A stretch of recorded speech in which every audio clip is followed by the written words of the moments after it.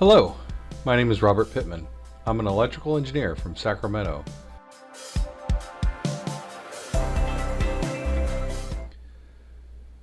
And the way to do it cost effectively, efficiently, is to combine them into strings and get them into the inverter one way or another, directly like I did on the string inverter, or by combining them up into DC combiners like I showed here on the central inverter. And you can use string inverters on a megawatt system.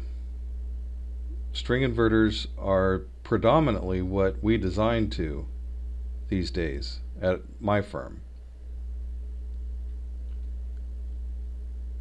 So if you have a system greater than 100 kW, it doesn't necessarily mean that you're going to a central inverter. You can break it up and use multiple inverters. And what you do is you take them to a panel board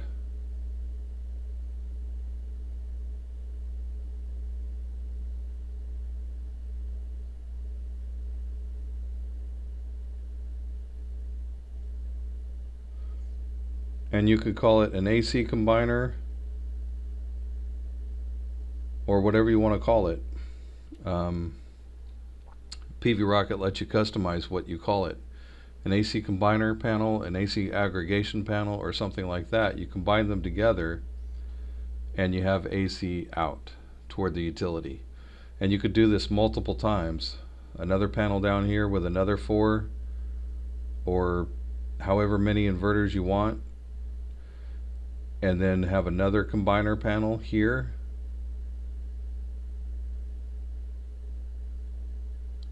and you can do that. So there's no limit to the size, just because however you want to customize it. Central inverter, string inverters, anything you want to do, you can do it. In fact, I have some customers that do commercial and industrial scale with microinverters even, and I don't know why they do that, but it works for them. And any way you want to work it out, there's 100 ways of doing it. PV Rocket is totally flexible on all of this. You can name these anything: AC combiner, AC aggregation. You can call this number 1. You could call it number 3. You could call this number 2.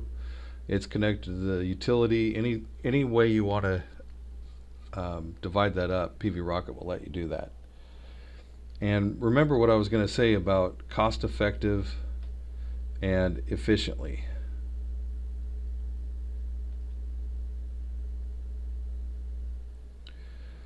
So if you have an array out in a field and you have thousands of modules in it,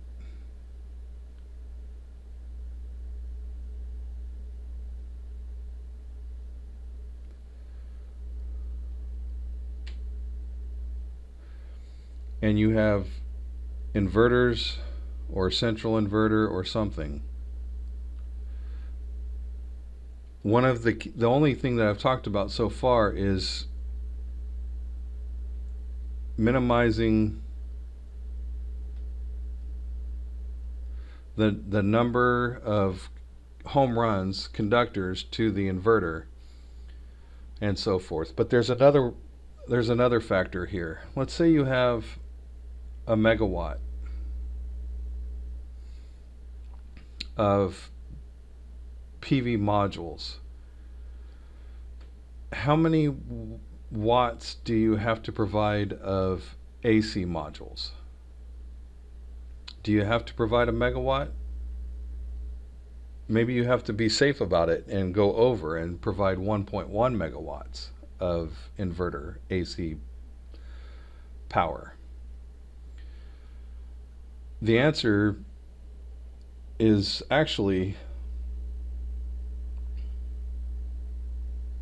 less, a number below the value.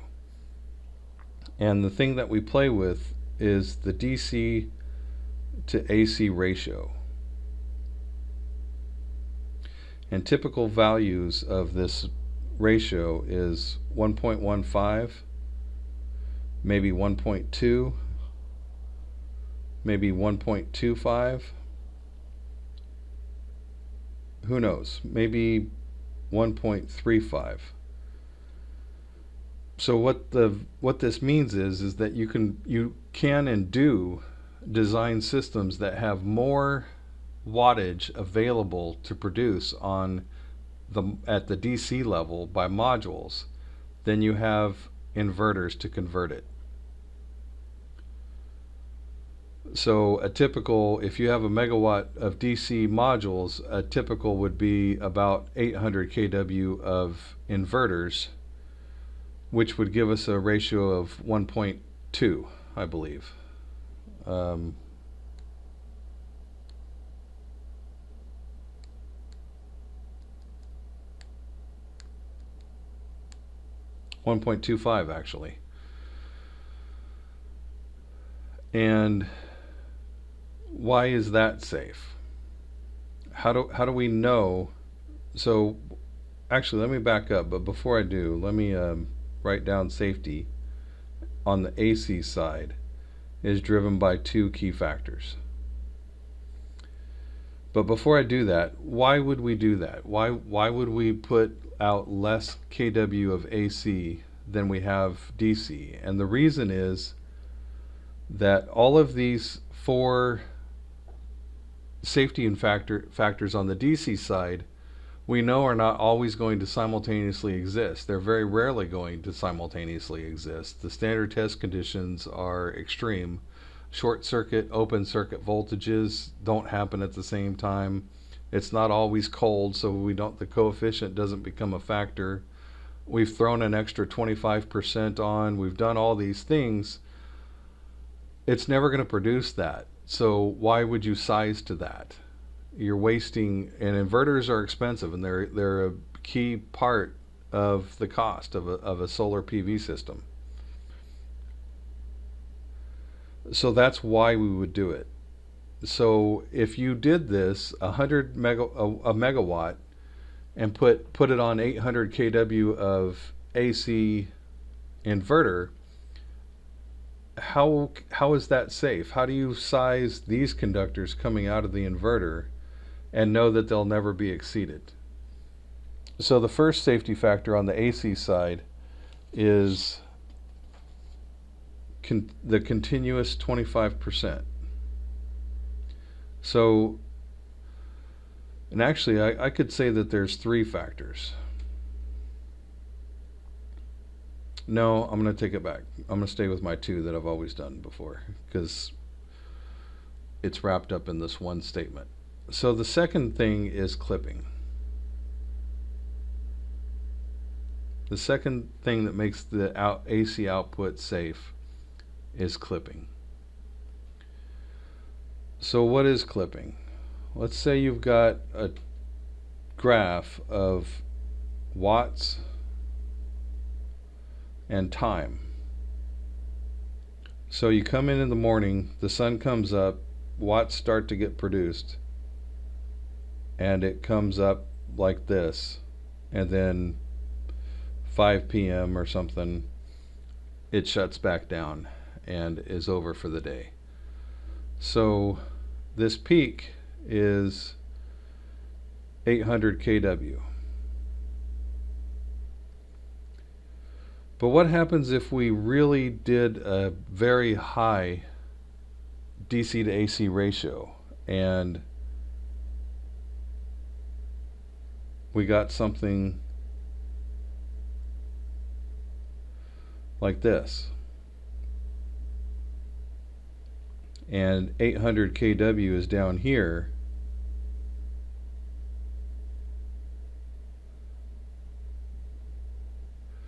but it actually hit a peak of 890 kW.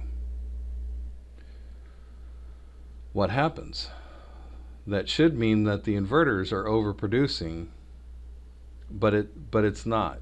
The inverters clip this extra power off and it's lost. And that's what clipping is. And what the code says, what the National Electric Code says, and I'll go into this later on in other videos, is we design to the maximum rated continuous current of the inverter. So a 60 kW inverter at 480 volt will have basically 72.2 amps of maximum continuous rated current, and we'll stop at that and not go above it. And that's the safety factor on the AC side.